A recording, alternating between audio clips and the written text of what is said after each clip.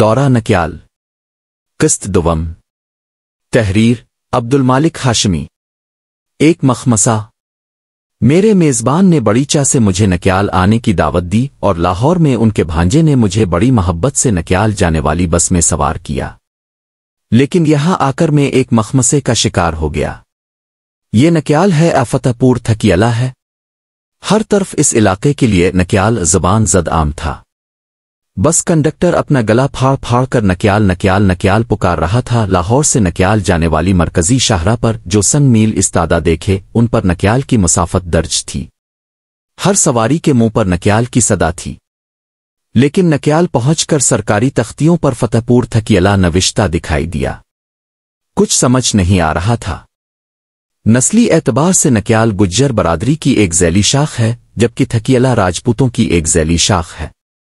ان دونوں کا گٹھ جوڑ سمجھ سے باہر ہے۔ اس گتھی کو سلجھانے کے لیے میں نے اپنے میزبان جناب بوستان چودھری صاحب سے استفسار کیا کہ وہ اس معاملے کو حل کریں۔ آپ کا تعجب بجا ہے، انہوں نے گاڑی چلاتے ہوئے کہا۔ اصل کہانی یہ ہے کہ تقسیم سے پہلے ضلع پونچھ میں ایک نامور شخصیت سردار فتح محمد خان کریلوی رہا کرتی تھی۔ اس وقت پنجاب اور کشمیر پر ڈوگرہ سکھوں کا راج قائم تھا، جبکہ نکیال مقبوضہ کشمیر کے ضلع پونچھ کی سب ڈویژن منڈیر میں شامل تھا۔ سردار صاحب کا تعلق موجودہ نکیال کی یونین کونسل کیرالہ مجہان سے تھا۔ وہ 1934 سے 1947 تک اس اسمبلی کے رکن رہے اور اپنے علاقے کے لوگوں کی بے لوث خدمت کرتے رہے۔ انہوں نے آزادی کا پرچم بلند کیا اور اپنے علاقے کو ڈوگروں کے چنگل سے آزاد کروا کر دم لیا۔ یہ الگ بات ہے کہ آزاد شدہ منڈیر بعد میں ہماری فوج کی نالائقی سے ہندوستانی افواج کے قبضے میں چلا گیا۔ بوستان صاحب کی گفتگو جاری تھی۔ میں ایک طرف نکیال کے قدرتی مناظر سے محظوظ ہو رہا تھا، دوسری طرف بوستان صاحب اس گتھی کو سلجھانے کی کوشش کر رہے تھے۔ وہ فرما رہے تھے کہ اسمبلی کا ریکارڈ شاہد ہے کہ سردار صاحب نے ہمیشہ عوامی مفادات کو ترجیح دی اور چھوٹے چھوٹے مسائل سے لے کر بڑے مسائل کو اسمبلی کے فورم پر اٹھایا۔ سردار فتح محمد خان کریلوی کی سیاسی زندگی کا کمال یہ تھا کہ وہ تمام طبقات کو ساتھ لے کر چلنے کے ہنر سے بخوبی آشنا تھے۔ انہوں نے اپنے گاؤں اور علاقے میں تمام برادریوں، بالخصوص چھوٹی برادریوں کا ساتھ دیا، ان کو شناخت دی اور ہمیشہ ان کی حوصلہ افزائی کی۔ قائد اعظم جب 1944 میں کشمیر کے دورے پر آئے تو قائد کے حفاظتی دستے میں سردار فتح محمد خان کریلوی بھی شامل تھے۔ 1970 میں انہوں نے سیاست سے عملاً کنارہ کشی اختیار کر لی اور اپنے بیٹے سردار سکندر حیات کو سیاست کے میدان میں اتار دیا۔ سردار صاحب نے اپنی زندگی میں اپنے بیٹے کو یونین کونسل کے ممبر سے وزیر اعظم تک سیاسی منازل طے کرتے دیکھا۔ یہ اعزاز ریاست جموں و کشمیر کے کسی سیاستدان کو نصیب نہیں ہوا۔ ان کی بے لوث خدمات کے بدلے میں ان کے نام کو نکیال کے ساتھ لاحقے کے طور پر اب لگایا جاتا ہے۔ ہماری گاڑی مجان کی طرف رواں دواں تھی۔ موسم خنک تھا، سورج اپنے جوبن پر چمک رہا تھا، پرندے چہچہا رہے تھے۔ کریلا مجان نکیال کی 7 یونین کونسلوں میں سے ایک یونین کونسل ہے۔ راستے میں ایک سے ایک خوبصورت مناظر دکھائی دے رہے تھے۔ ایک خوبصورت منظر کو دیکھ کر مجھے گمان ہوتا کہ شاید یہ سب سے خوبصورت مقام ہے، لیکن آگے اس سے زیادہ خوبصورت مقام آ جاتا۔ میری حیرت کی کوئی انتہا نہ رہی۔ یہی وجہ ہے کہ وادی کشمیر کو جنت نظیر کہا جاتا ہے۔ محبت بھرا ناشتہ۔ 20 منٹ کا سفر کر کے ہم مجان پہنچ گئے، جہاں سردار ندیم جہانگیر صدر انجمن تاجران نکیال ہمارے منتظر تھے۔ سردار صاحب پہلی نظر میں ہی بہت بھلے مانس لگے۔ وہ واقعی میں بہت نفیس انسان ہیں۔ انہوں نے مسکراتے چہرے کے ساتھ گرم جوشی سے ہمارا استقبال کیا۔ ان کے گھر کے اطراف میں چنار کے چیتناری اونچے اونچے درخت بہت بادب استادہ تھے۔ وہ بزبان خش کہہ رہے تھے، آپ کا وادی نکیال میں سواگت ہے۔ یہ ایک بہت گھنا جنگل تھا۔ فضا میں اتنی خاموشی تھی کہ جھینگر کی جھنگار، چڑیا کی چوں چوں، پہاڑی کووی کی موٹی اور بھدی کائیں کائیں، مکھیوں کی بھنبھناہٹ اور مرغوں کی ککڑوں کو واضح طور پر سنائی دے رہی تھی۔ کسی قسم کی گاڑی کا شور یہاں سنائی نہیں دے رہا تھا۔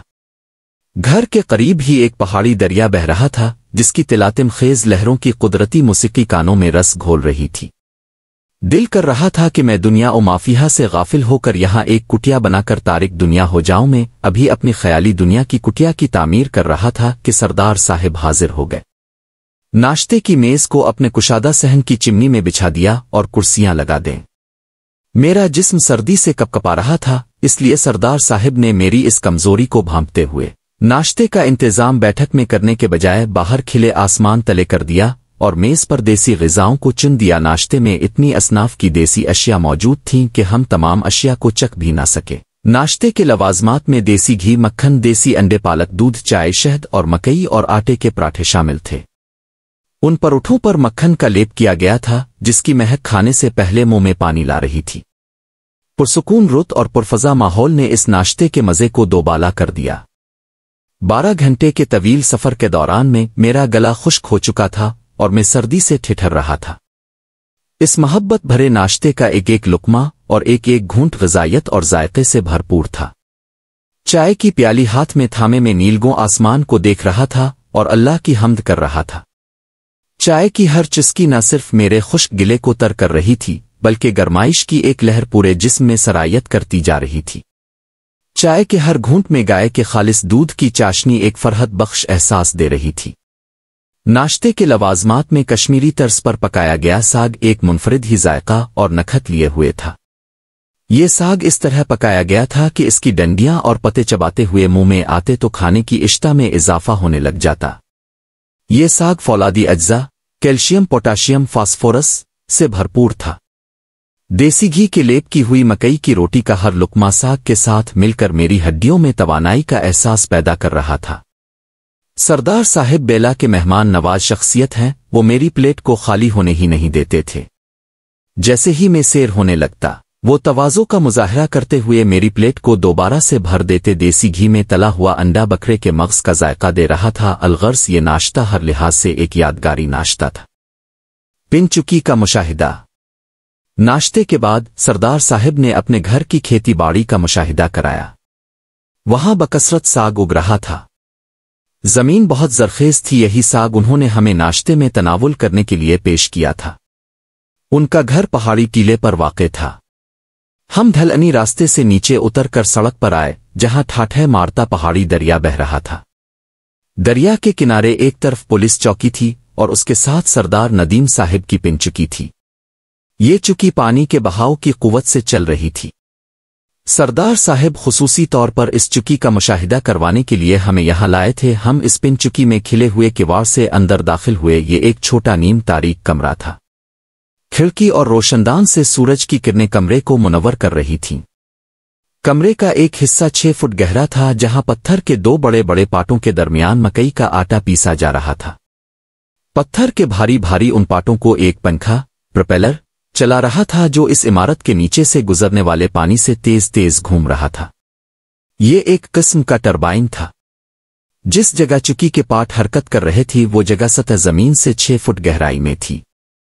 बोस्तान साहिब जीने से उतर कर चुकी के करीब चले गए और मुझे इशारा करके बताने लगे, ये पिन चुकी है और ये देखिए कि कैसे यहां मकई का आटा पीसा जा रहा है। इस कमरे में एक वहशतनाक गड़गड़ाहट और एक लर्जा था। ये वैसा ही लर्जा और इर्तियाश था जैसे ज़लज़ले के वक्त जमीन में पैदा होता है। गड़गड़ाहट की ये सदा नए आदमी के लिए इंतहाई नागवार और नाकाबिल बर्दाश्त होती है। ये एक रोबदार आवाज होती है। जंगली भैंस से जब अफ्रीका के सरसब्ज वसी मैदानों में शेर से बचने के लिए भागते हैं तो एक भगदड़ मुझ जाती है और जमीन लरस जाती है। इस चुकी की आवाज भी इस मजहर के मुशाबे थी। इसके अलावा चुकी के फर्श के नीचे से पानी के तेजी से बहने की आवाज भी सुनाई दे रही थी। इस कमरे में मकई के आटे के ज़र्रात हवा में मुंतशिर थे, जिसकी वजह से सांसें मकई के आटे की ताज़ा और गर्म बोए खुश से मुअत्तर हो गई थी। पिन चुकी की इस सैर के बाद हमने सरदार साहिब से रुखसत ली। सरदार साहिब ने हमें खाली हाथ जाने नहीं दिया और एक बोरी मकई का आटा हमारी गाड़ी में रखवा दिया। ये उनकी सखावत का मुंह बोलता सबूत था। इस मौके की मुनासबत से मुझे इस्माइल मीरठी की एक नज़्म याद आ गई, जो मैं क़ारीन की नज़र करता हूँ। धन की पूरी है काम की पकी, बैठती तो नहीं कभी थक कर, तेरे पहिए को है सदा चक्कर, पीसने में लगी नहीं कुछ देर, तूने झटपट लगा दिया आका ढेर, लोग ले जाएंगे समेट समेट, तेरा आटा भरेगा कितने पेट, भर के लाते हैं गाड़ियों में इनाज, शहर के शहर हैं तेरे मोहताज, तो बड़े काम की है ए चुकी। کام کو کر رہی ہے تے چکی۔ ہماری اگلی منزل بالا دھڑا ٹھڈیلا تھی جہاں ہم نے چودھری مکھن دین گجر مرحوم کے نماز جنازہ میں شرکت کرنی تھی۔ باقی اگلی قسط میں پڑھیے۔